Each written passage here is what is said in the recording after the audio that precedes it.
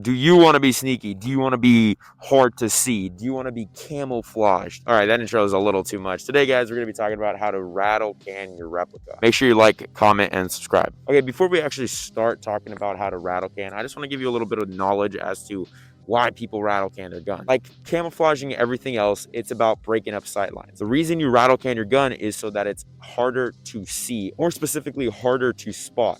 It's not necessarily about making your gun invisible when it fits in the environment. It's more of making it not stand out when people are looking for it. Does that make sense? Look at this leaf, for example, right? It's not one color. It's a multitude of shades of green, right? That's like everything in nature. Everything in nature is like a different shade. So when you have one color that's just like solid black, it's going to really stand out, especially to your eye. And for someone that's actively looking for you or looking for that shape, it's going to be very easy to spot. So that's why you're going to want to rattle can your gun so that it doesn't like pop out to someone who is looking for you. All right, so now let's actually talk about rattle canning your gun, and this is what you're going to need. So we're not going to be painting the orange tip because YouTube's going to be very mad at me if I show you how to do that. Plus, laws are different all across the United States. So just because it might be legal for me, it might not be legal for you. However, I am just a guy on the internet. I can't stop you if you choose to paint that part of your gun. We're going to be painting the honey badger, and do this at your own risk, guys.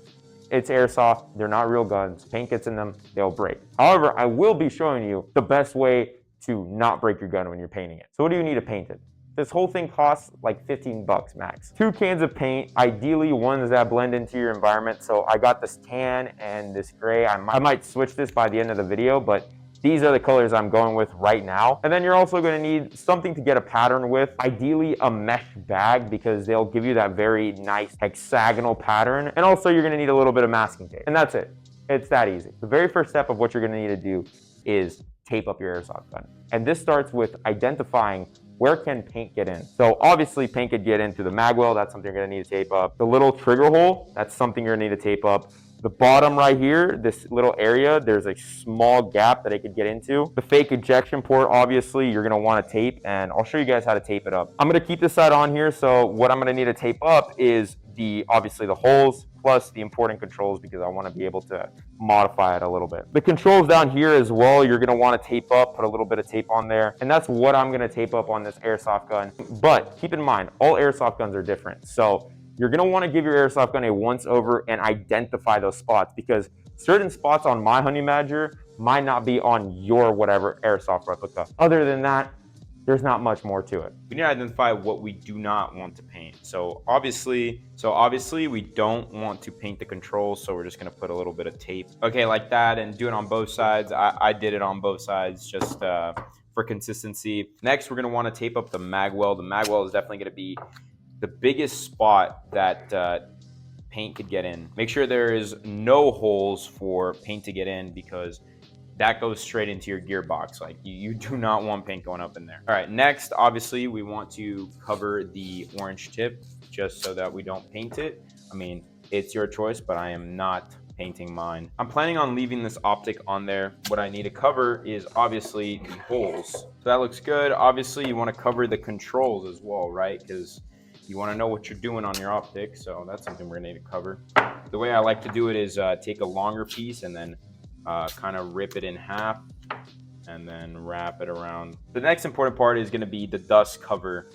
The way I like to cover this, because I just like the dust cover to be painted, is split a piece of tape in half and put it on the inside. And it's not going to lock, so maybe put on just a little extra piece of masking tape just to have it on there, because I want the dust cover to get painted on as well, but also kind of like slightly protect it as well, give you like that double protection. I know I'm kind of going at this randomly, but another part to cover, very important, is the trigger guard.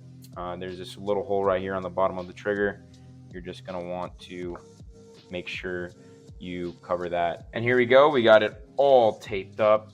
Everything that needs to be covered is covered right now. We're ready to paint. Guys, please, when you paint, do it outside. You huff enough paint as it is, okay? All right, so we're going to be doing a basic stripe pattern. So we're just going to go one color and then alternate. Make sure, guys, that when you're painting, you're hitting the gun in wide strokes and you're getting good coverage. You want to do it in light strokes and not just put the paint on there like super fast, because if you do, it will blotch and the paint will leak. And not only will the pattern look really bad, bad, but the paint itself might actually leak into the gun, and that'd be bad. So don't do that. Make sure you're getting good coverage. Obviously, you want to make sure you're not missing sections or whatnot. Do that for one side, give it a couple minutes, flip it over, and then do it to the other side.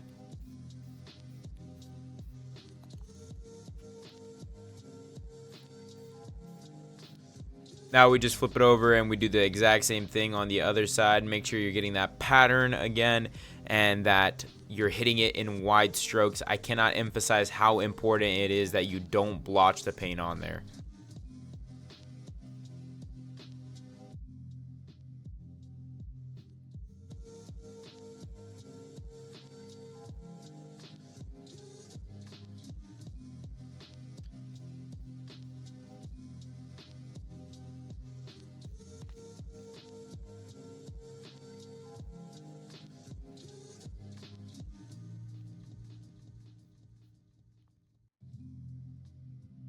Now we're going to add that hexagonal pattern in there, and it's literally just the same thing, but we add the mesh in. So we're going to put the mesh on, and we're going to spray paint green over where the tan is and tan over where the green is, and that's going to leave that hexagonal pattern. And guys, it's okay if you mess up. I messed it up like several times in this video. I just re-hit it with the green and then re-hit it with the tan over, or vice versa, whatever I needed. It doesn't have to be perfect. It's not a freaking Mona Lisa or a Picasso. Plus, it will get scratched off over time anyways. It doesn't matter.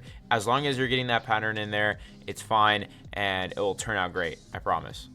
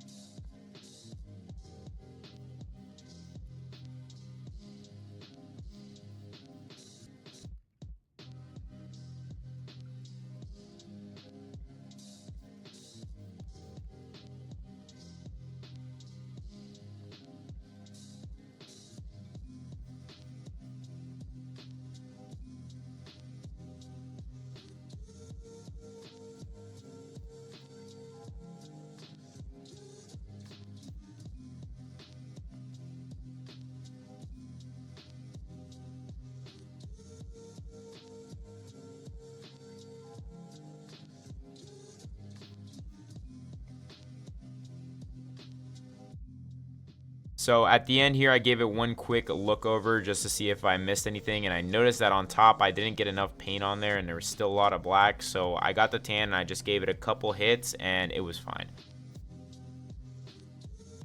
So this is the final product right here. I think it came out phenomenal. Like, I'm really happy with how it came out, and honestly, it's great. The airsoft gun obviously still works. So go out there, guys, paint your airsoft guns, have fun with it, be responsible. Obviously, don't paint your orange tip unless you want to. I can't stop you. And hit that like and subscribe button, and go to the gym. Have a wonderful day. Bye-bye.